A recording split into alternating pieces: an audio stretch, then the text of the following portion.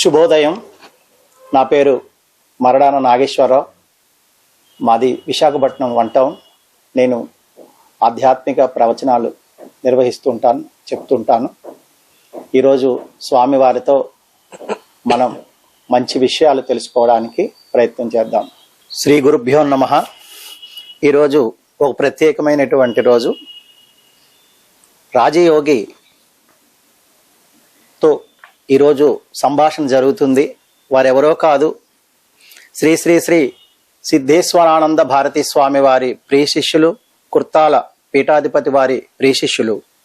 జగత్ కళ్యాణ పీఠం స్థాపించి నిత్య కైంకర్యములు నిర్వహిస్తూ విశాఖపట్నం 1 టౌన్లో శ్రీ కనకమహాలక్ష్మి అమ్మవారి మీద అన్నమయ్య పద సాహిత్యంతో సుమారు 1500 సంకీర్తనలు వ్రాసి శ్రీ కనకమహాలక్ష్మి అమ్మవారి యొక్క దివ్య చరిత్రను వారి పరిశోధించి ముద్రించి భక్త మహాశైలకు అందరికీ అందించి మహోన్నతమైనటువంటి వ్యక్తులు శ్రీమాన్ వెంకటపతి స్వామి రాజయోగి వారితో ఈరోజు వారి జీవిత విశేషాలు, వారి సాధించినటువంటి విజయాలు, భవిష్యత్తులో వారు నిర్వహించబోయేటువంటి ఉత్కృష్టమైనటువంటి వారి పాత్ర గురించి ఈరోజు మనం చర్చిద్దాం.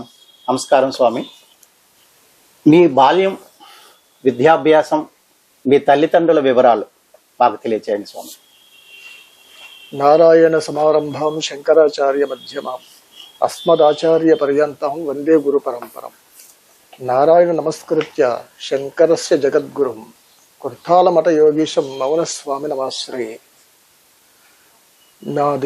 మా తాతగారిది పరవాడు గ్రామం, విశాఖ జిల్లా పరవాడు గ్రామం.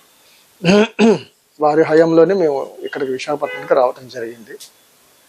పెద్ద చెప్పుకోదగ్గ కుటుంబం ఏం కాదు, సాధారణ కుటుంబం. రైతాంగం, ప్రధానంగా రైతాంగం, సంగీతం, ఆయుర్వేదం, ఇలా. మా నాన్నగారు కూడా మంచి రాజకీయవేత్త. ఈ విశాఖ జిల్లాలో ఒక పెద్ద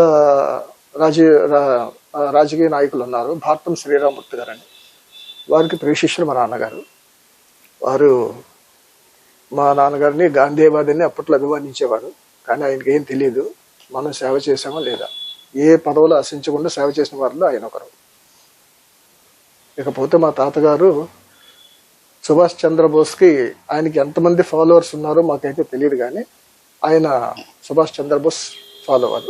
బర్మాలో ఆయన బతుకు తెరువు కోసం బర్మాకి వెళ్ళినప్పుడు ఆ అడవుల్లో ఆయన ఉన్నారు అని తెలిసి ఆయన చూడడానికి వెళ్ళి ప్రాణాలకు కలిగించి ఆయనతో సాహిత్యం పరిచయం ఏర్పాటు చేసుకున్నారు. ఆ విధంగా వారు ఆ రోజుల్లో చాలా గౌరవంగా ఉండేటువంటి మహానుభావుడైన. కానీ ప్రభుత్వాలు ఇచ్చిన ఏ ఒక్కటి వాళ్ళు తీసుకోలేదు. ఎందుకంటే ఆయన గురువుకు లేని వారు గురువుకి దక్కలేదు భారతదేశంలో. అలాంటిది నాకెందుకని ఆయన వదిలేశారు. అది మా కుటుంబ నేపథ్యం. మీ విద్యాభ్యాసం ఎక్కడ జరిగింది? మేము ఇక్కడే విశాఖపట్నంలోనే ఒక ఎలిమెంటరీ స్కూల్లో చదివాము. ఎంవిఎం హై స్కూల్ అని చెప్పేసి, అందులో ప్రాథమికోన్నత పాఠశాల. ఆ తర్వాత మిస్సెస్ ఏవిఎన్ కాలేజ్. ఆ కాలేజ్ తలకి ఫౌండర్స్ మాకు బాగా పరిచయస్తులు. వారు అంకితం వెంకట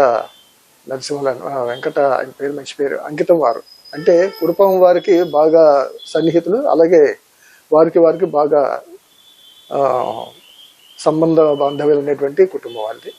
వారు విశాఖపట్నానికి మొట్టమొదటి జమీందారులు. వారి కాలేజీలో నేను చదవటం జరిగింది, డిగ్రీ తీసుకోవడం జరిగింది.